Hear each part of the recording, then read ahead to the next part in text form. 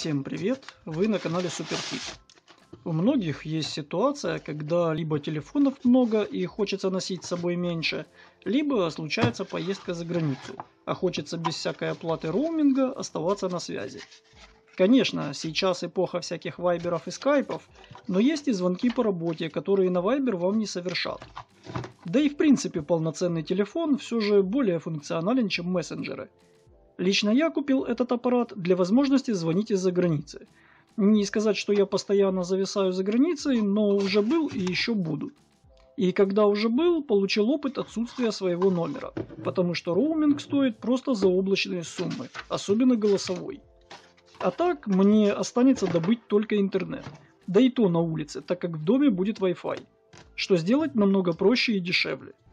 Если, кстати, будет интересно, то я могу подготовить видео про роуминговые тарифы и способы получения возможности остаться на связи, кроме способа, который будет показан в этом видео, так как сам уже углубился в эту тему и ознакомился немного в этом вопросе. И с этой инфой готов поделиться. Запаковали знатно, это хорошо, товарный вид сохранен для покупателя. В первой коробке сразу встречает переходник с китайской вилки на европейскую, а это сразу намекает на то, что у блока питания будет китайская вилка. Далее уже конечная упаковка с разными листовками и инструкциями. В комплекте имеются, кроме самого устройства, которое, к слову, называется SIM-бокс, блок питания с USB портом на 5 вольт и 2 ампера и кабель витой пары для подключения к роутеру. При этом при всем я не вижу обещанных в описании 4 адаптеров из NanoSIM в MicroSIM.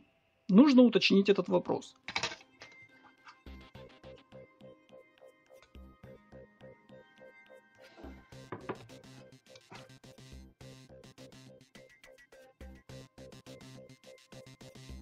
Обозреваемое устройство работает следующим образом. В него устанавливаются максимум 4 сим-карты. Естественно, при желании можно и меньше. Подключаете в розетку, подключаете сетевой кабель витой пары с инетом, по штрих-коду устанавливаете приложение на смартфон и через интернет со смартфона получаете доступ к своим сим-картам. Такая себе IP-телефония получается. Приложение может быть установлено и на Android, и на iOS. Сим-карты должны быть размером с микросим. Само приложение можно установить посредством чтения QR-кода, который изображен в инструкции и на устройстве с обратной стороны. Но думаю, что и по названию его найти в Play Market труда не составит.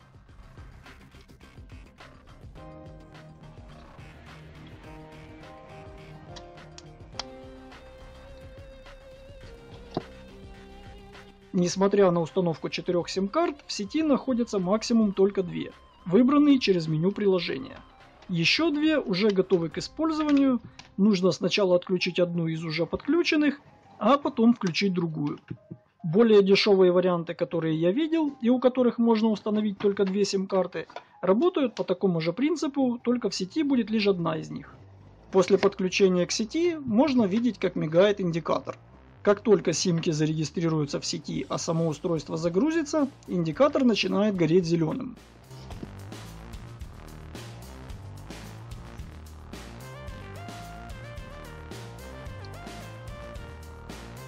Сами сим-карты подсвечиваются синим. Светятся только установленные.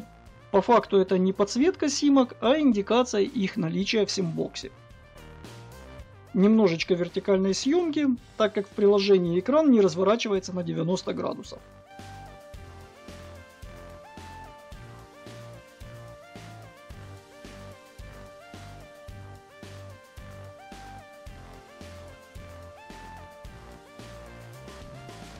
Итак, установка предлагается на 3 языках, самый понятный из которых английский. При установке выбираете набор стандартных разрешений по доступу к телефонной книге, камере, чтению SMS, GPS и так далее. Затем выбор страны. Просьба пройти регистрацию посредством получения SMS-кода на указанный номер телефона. И установка пароля.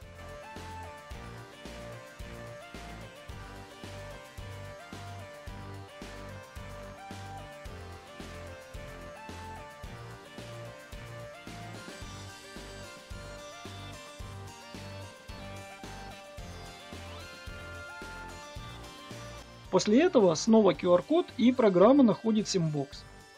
Как вы видите, даже программа подразумевает потенциальное обращение к нескольким таким устройствам одновременно. Что есть полной правдой. Вы действительно можете не ограничиваться 4 симками в одном таком устройстве, а наплодить целый зоопарк из сим-карт и расфасовать по разным симбоксам. Для удобства каждый из них можно назвать своим именем.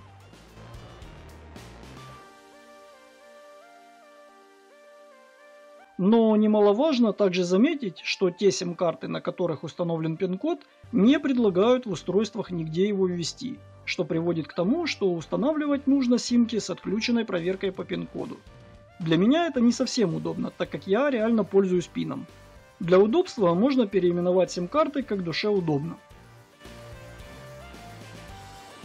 В свойствах указано, а вот и меню для этого, что можно настроить возможность использования своего номера для другого пользователя. Видимо, здесь вводится логин и пароль другого пользователя, и он может также звонить с вашего устройства. В настройках представлено несколько мелодий, которые можно установить на вызов. Поменял сим-карты местами, отключил проверку пин-кода, все 4 стали доступны. Напротив каждой написано ее состояние работы, а 4 шкалы уровня приема сигнала отображают и какие сим-карты включены, а также уровень сигнала. Да, заполненность шкалы здесь работает по-настоящему, все как и в телефоне, а не как могло показаться, что наличие шкалы уровня сигнала просто показывает, какая из сим-карт включена. По каждой из симок можно посмотреть историю вызовов. Не забыли здесь и про SMS. Доступны стандартные режимы для работы с сообщениями. Можно по аналогии со смартом вести беседу как в мессенджере. В данный момент можно видеть сообщение рекламного характера от оператора LifeCell. Если вдруг что-то пойдет не так, то разработчики оставили за вами право перезагрузить устройство на расстоянии, через меню приложения. Ну и не забыли добавить возможность перепрошивки симбокса. На данный момент, как видно, установлена последняя версия прошивки.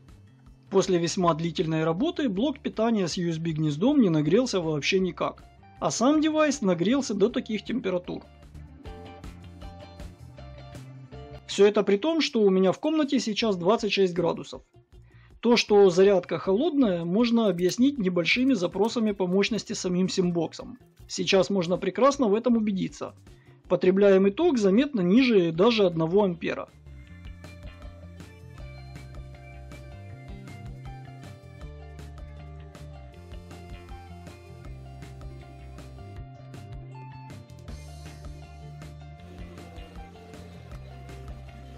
Это означает, что этот аппарат можно подключить к какому-нибудь зарядному, который имеет несколько USB портов и уже используется.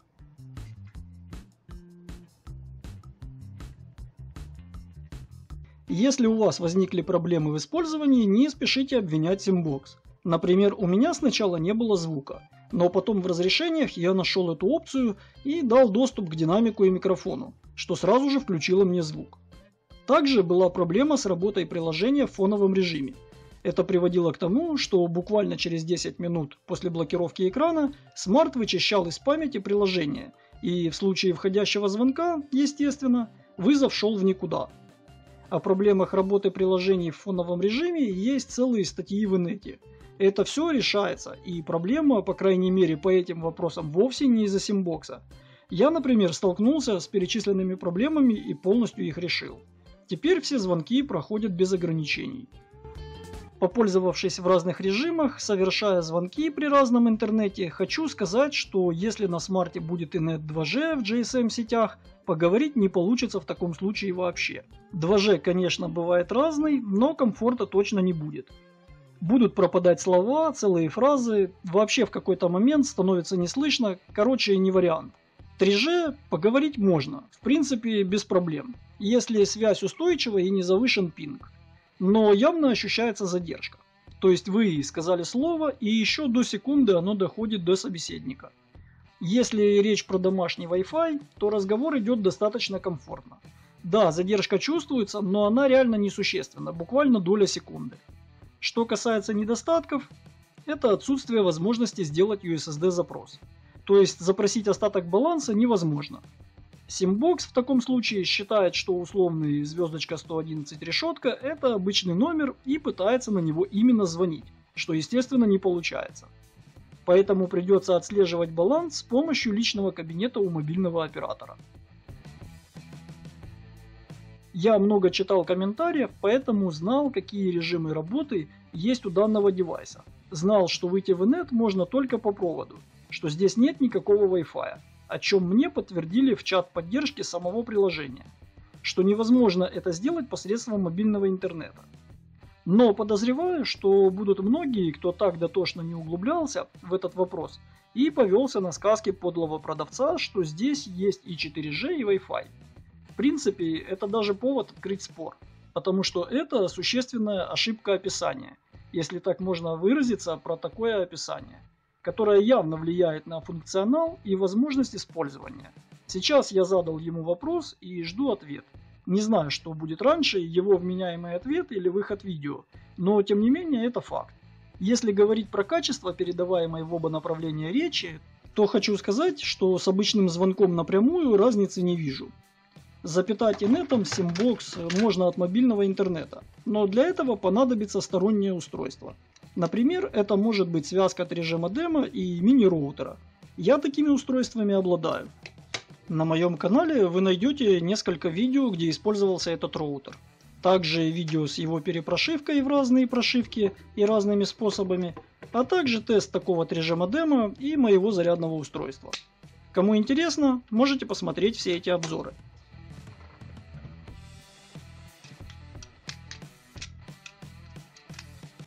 По поводу работы от такой связки роутера и 3G модема, нужно учесть, что не только Smart будет через 3G работать, а и Symbox. А это увеличит пинг между устройствами. Хотя особого ухудшения со случаем, когда Smart работал в 3G, я не заметил. Итог работы данного устройства: батут работает. The trampoline is working. That's right. Yeah, see inside. Кроме обозначенных способов использования, а именно обхода роуминга и возможность ходить с одним телефоном, но пользоваться большим количеством сим-карт, его можно разместить в местах со слабым приемом в наилучшей точке приема мобильных сетей и использовать свой номер телефона по Wi-Fi. На момент подготовки видео Symbox включен 3-й сутки в сеть. Периодически я пробую совершать звонки в обоих направлениях. Никаких при этом самовольных перезагрузок и потери сети не происходит. Работа стабильная. Не знаю, буду ли пользоваться на постоянной основе, у меня скорее нет необходимости в этом. Удобнее иметь автономное устройство, которым является телефон с установленной в него сим-картой, а не через посредника. Но то, для чего купил, использовать точно буду. А это поездка за границу и возможность остаться на связи со своим внутренним номером. И это точно лучше, чем плата за роуминг. В отзывах люди пишут, что разместили такие устройства в других странах. Уж не знаю как, может у знакомых. И звонят таким образом в тех странах, не находясь там. Ссылки на полезности в описании. Оценивайте видео, подписывайтесь на канал. Обязательно будут еще видео о разных девайсах. Если есть вопросы, можете задавать их в комментариях, постараюсь ответить на них. Всем спасибо и до новых встреч!